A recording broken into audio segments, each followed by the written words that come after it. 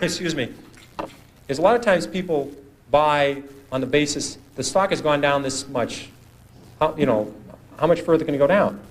I remember when Polaroid went from 130 to 100. People said, "Here's this great company, great record. If it ever gets below 100, just buy every share." And it did get below 100.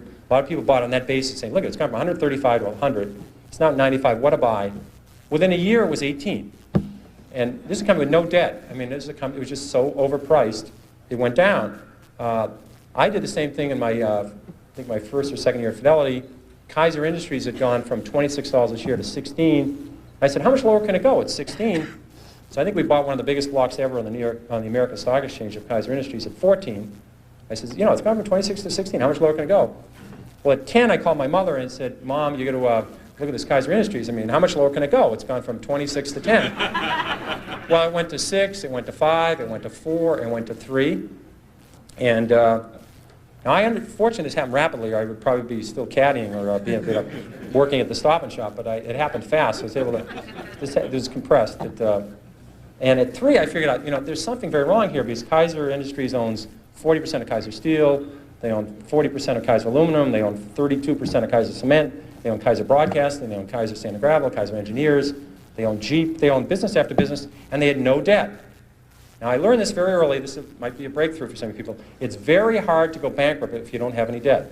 It's tricky. Some people can approach that. It's a real achievement. But they had no debt, and the whole company at 3 was selling at about $75 million. At that point, it was equal to buying one Boeing 747. I said, "There's something wrong with this company selling for $75 million. I was a little premature at 16, but I said, "Everything's fine, and eventually this will work out." And what they did is they gave away all their shares to their shareholders. They passed out shares in Kaiser Cement, they passed out shares in Kaiser Aluminum, they passed out their public shares in Kaiser Steel, they sold all the other businesses, and you get about $50 a share. But if you didn't understand the company, if you were just buying on the fact the stock had gone from 26 to 16, and then it got to 10, what would you do when it went to 9? What would you do when it went to 8? What would you do when it went to 7? This is the problem that people have, is they sell stocks because they didn't know why they bought it, then it went down, and they don't know what to do now. Do you flip a coin? Do you walk around the block? What do you do? Psychiatrists haven't worked so far. I've never seen them running in. The Psychological Psychiatry Fund, I've never seen listed for with the SEC to make it through as a mutual fund. So they haven't seemed to help. I've tried prayer. That hasn't worked. So if you don't understand the company, you have this problem when they go down. Eventually, they always come back.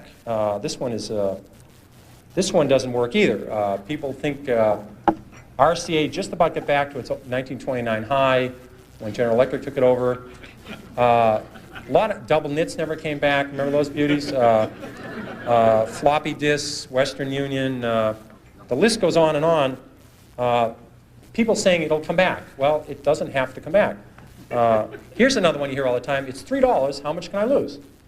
I've had people call me up saying, "I'm thinking of buying this stock at 3. How much can I lose?"